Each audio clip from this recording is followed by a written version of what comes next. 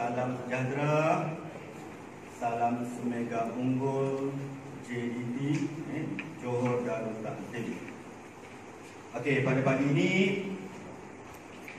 PDPC kita akan membicarakan salah satu daripada soalan dalam kertas SPM Bahasa Melayu 2, iaitu soalan nombor 4 berkaitan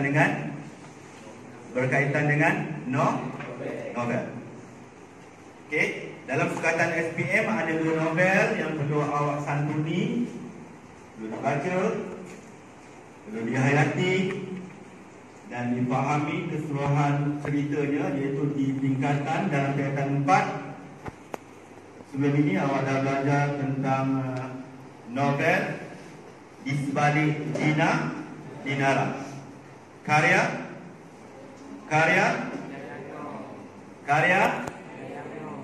Dayang Nur, bukan Dayang Nur, dan tingkatan 5 awak perlu menyantuni sebaik mungkin novel yang bertajuk Silir Dak Sina, karya Cikgu Nizar Parman, sahabat saya, orang JDT juga.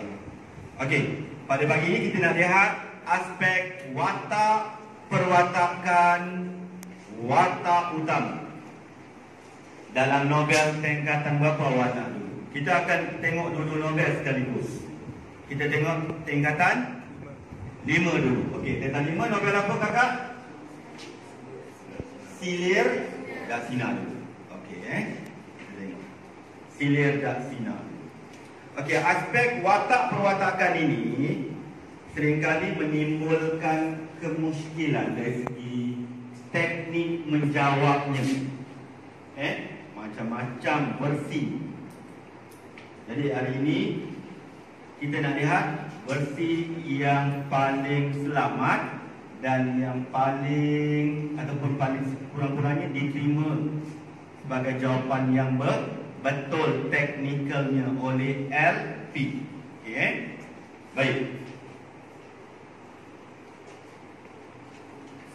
Untuk menjawab soalan novel, dia ada sebaik-baiknya ada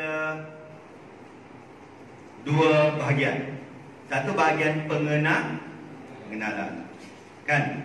Biasanya antaranya apa ayat-ayat yang digunakan untuk pengenalan? Berdasarkan, siapa nak jawab? Berdasarkan novel apa? Sebut nama novel dulu yang penting. Novel Silir Dak Sina, karya Nizar Parman, kan? Terdapat watak utama, kan? Di dalam nota. Watak utama novel Silir Dak Sina ialah siapa? Apa lagi? Haikal Hakimi. Okey, bagus. Patutnya dah ada di ujung jari dalam maklumat tu. Haikal Hakimi. Jadi watak utama novel Silir Dak Sina ialah Haikal Hakimi. Okey. Selepas itu, bermulalah tugasan utama awak untuk menjawab tugasan. Katakanlah soalan ini, kan? Uraikan perwatakan watak utama dalam novel Silir Dak Sina. Okey, Silir Dak Sina. Okey, ada berapa bahagian dalam jawapan? Ada 2. Yang pertama, ada pernyataan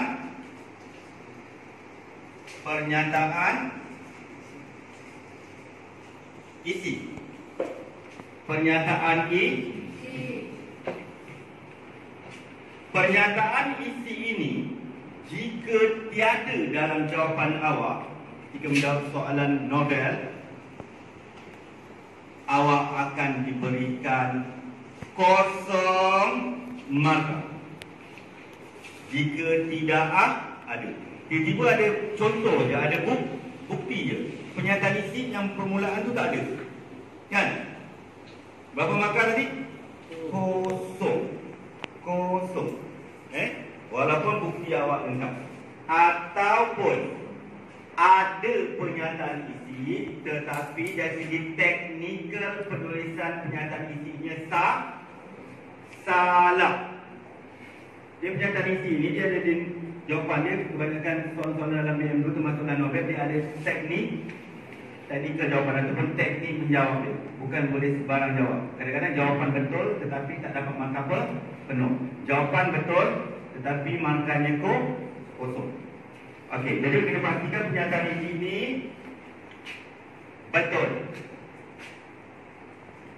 Okey, dia seolah-olah macam menyawa tau dalam jawapan awak. Okey, yang kedua, kita mesti ada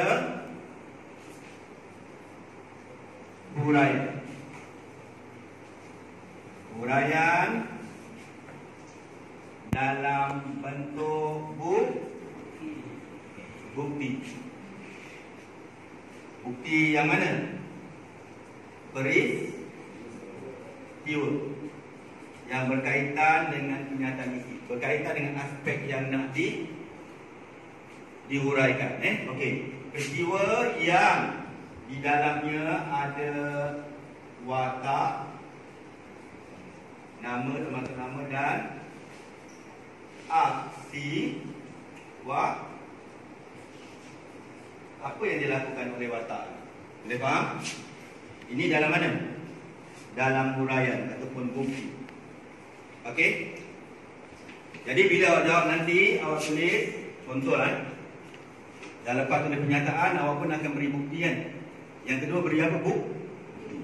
Ada bilangan pelajar guna contohnya, ada guna sebagai contoh. Tetapi saya lebih suka awak gunakan buktinya. Sebab dia bukan nak tengok contoh, dia nak tengok dia nak bukti. Jadi perlu dibuktikan. Jadi perkataan yang lebih sesuai untuk bahagian kedua jawapan ialah buktinya ataupun sebagai bukti. Tapi kalau sebagai bukti dah dua perkataan dah, kita nak jimatkan masa, jimatkan perkataan. Bukan salah kalau guna contohnya sebagai contoh, bukan salah. Tapi dari segi pemilihan kata yang lebih tepat berdasarkan apa yang dimahukan oleh yang dimaukan oleh LP. Dari segi kata lah yang lebih sesuai. Boleh faham boleh Okey. Siapa boleh beritahu saya macam mana nak mulakan ayat jawapan? Kalau tadi perkenalan, perenggan kedua kita nak mulakan jawapan berdasarkan perwatakan watak utama. Watak utama dah tahu dah. Siapa tadi watak utama dalam sila Daksina? Haikal Hakimi. Okey, macam mana nak mula? Siapa nak cuba? Macam belajar di tempat dulu, belajar di sebalik dinara pun ada juga watak-perwatakan kan? Okey. Cuba, siapa nak cuba? Salah tak mengapa, yang penting menjawab. Salah, sama-sama kita betulkan. Kena jadi orang yang lebih berani, lebih yakin. Okey? Siapa nak cuba? Siapa nak cuba? Siapa nak cuba?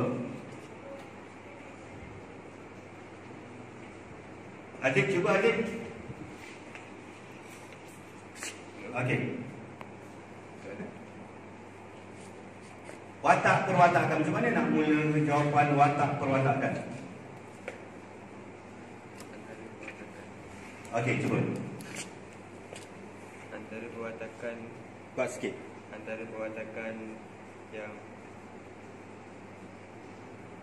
Antara perwatakan siapa? Haikal Hakimi. Betul, ialah seorang. kuat sikit biar semula ulang. Antara perwatakan. Cuba berdiri. Tegak.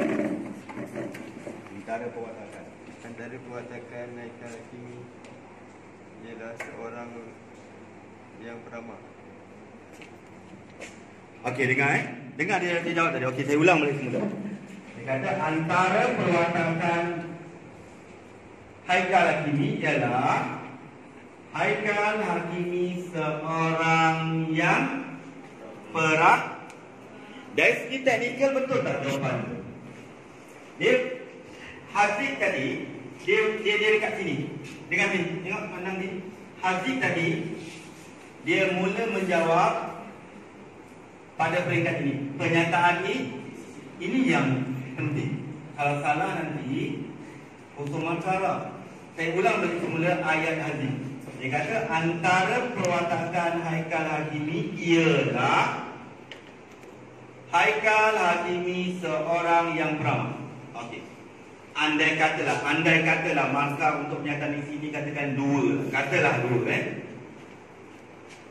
Saya berikan Haziq 2 markah kerana betul, tepat teknikal. Tepuk tangan. Okey. Ada 9 pelajar dia anggap dia dah menjawab tau sini tau dia jawab. Antara perwatakan Haikal Hakimi ataupun dia jawab antara perwatakan watak utama ialah seorang yang ada tak sebutkan nama tadi? Yang kedua yang saya baca tadi. Antara perwatakan watak utama ialah seorang yang ada tak nama? Tak ada. Dalam aspek watak perwatakan dalam pernyataan isi antara yang diterima oleh Dalfi ialah mesti sebut nama watak. Macam Aziz tadi dia kata kalau Aziz jawab sini buat catatan sekarang ni ingat, lepas ni tak ingat dah. Jangan antara perwatakannya ialah katalah Aziz jawab sini. Antara perwatakannya ialah Haikal Hakimi seorang yang. Dia tak ulang 2 kali pun perkataan Haikal Hakimi. Sekali dia buat. Antara perwatakannya ialah Haikal Hakimi seorang yang peramah. Nokta. Dah selesai dah tugasan awak untuk bahagian pernyataan isi. Okey. Selepas itu apa tugasan awak seterusnya? Perlu dibuktikan. Perlu dibuktikan dengan huraian yang di dalam huraian itu mesti ada peristiwanya, ada wataknya yang melibatkan watak utama tadi siapa? Haikal Hakimi lah. Jangan pergi ke watak lain pula. Cerita tentang Haikal Hakimi itu tiba-tiba pergi ke watak lain pula. Pergi kepada watak Abdullah bin Kayan pula. Siwa pula. Maksudnya dalam huraian itu mesti ada peristiwa yang membabitkan watak yang diberi nama Haikal Hakimi. Dan apa yang dilakukan? Aksi dia. Okey? Okey, siapa boleh berikan saya aksi ataupun peristiwa sebagai bukti? Siapa boleh? Sukarela. Dapat pahala. Kongsi dengan kawan-kawan. Kita akan jadi lebih baik kalau kita jadi orang yang lebih banyak memberi daripada menerima. Siapa nak cuba? Siapa nak cuba? Siapa nak cuba? Okey, Kirin. Okey, Kirin. Bagus. Tepuk tangan untuk Kirin dulu. Jangan sudi mencampuri permintaan saya. Tak perlu jawab dalam tak perlu jawab dalam bentuk ayat yang lengkap, tak apa, dalam bentuk poin apa yang awak nak kena cerita dalam tu. Antaranya apa ceritanya? Haikal Hakimi muda mesra dengan Pak Cik Pemal Desi yang membawanya ke kampung halaman arwah ayahnya. Kuat lagi sekali Kirin. Haikal Hakimi muda mesra dengan Pak Cik Pemal Desi yang membawanya ke kampung halaman arwah ayahnya. Okey, tepuk tangan kepada Kirin. Alhamdulillah. Alhamdulillah, hebat. Okey, saya bacakan bahagian bukti. Haikal Hakimi muda mesra dengan pakcik pemandu taksi, betul?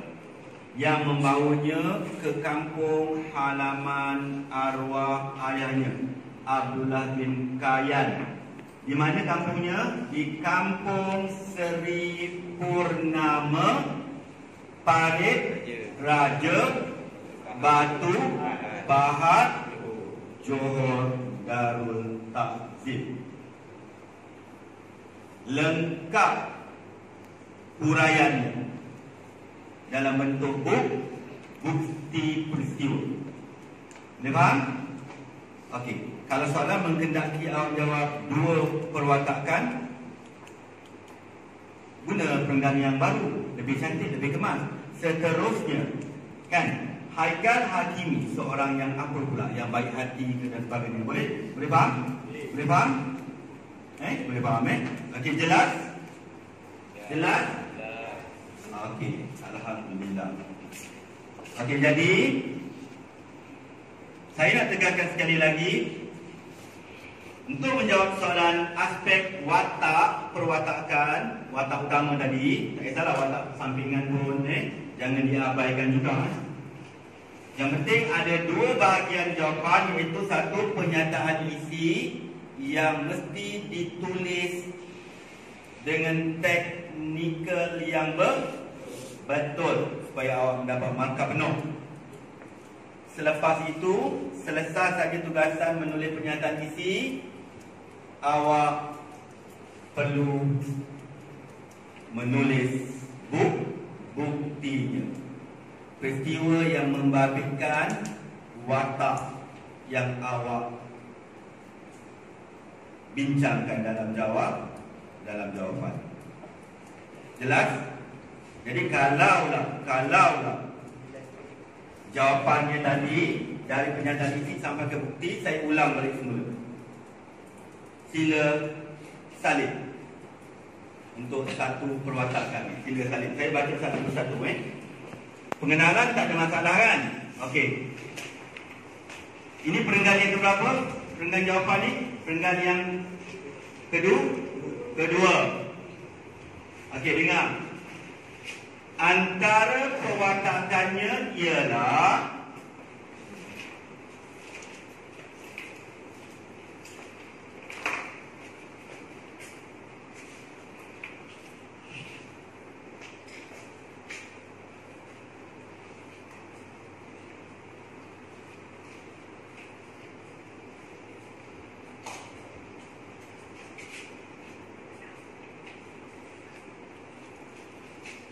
mesti tulis nama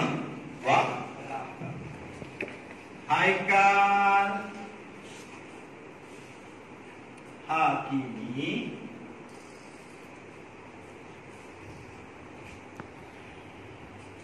selepas nama orang mesti ada frasa seorang ya, seorang yang beramah. Okey? Selesai ke tidak pernyataan isi awak? Dah selesai ke belum? Sudah. Kita terus pergi kepada tugasan kedua, buktinya. Okey, buktinya. Tulislah seperti mana yang kiri dah jawab tadi. Buktinya, Haikal Hakimi beramah dengan pakcik pemandu teksi yang membawanya ke kampung halaman arwah ayahnya, Abdullah bin Kayan. Itu di mana? Di Kampung Seri Purnama, Parit Raja, Batu Pahat, Johor. Nokta. Selesailah tugasan awak untuk perwatakan watak utama yang pertama. Kalaulah selepas itu dia nak lagi satu perwatakan. Yang penting kat sini ialah teknik menjawab itu mesti betul. Boleh faham? Okey. Selepas ini saya serahkan tanggungjawab ini pada awak untuk teruskan latihan untuk perwatakan yang kedua. Dan selepas itu, sebagai tugasan tambahan di rumah. Sila buat latihan dalam aspek yang sama dalam novel tingkatan 4 lah. Di sebalik Dinara. Okey, semua maklumat latihan itu termuat dalam Mas A+ dan juga MOU Inspirasi A+ SPM. Okey, sekian, terima kasih. Assalamualaikum warahmatullahi wabarakatuh.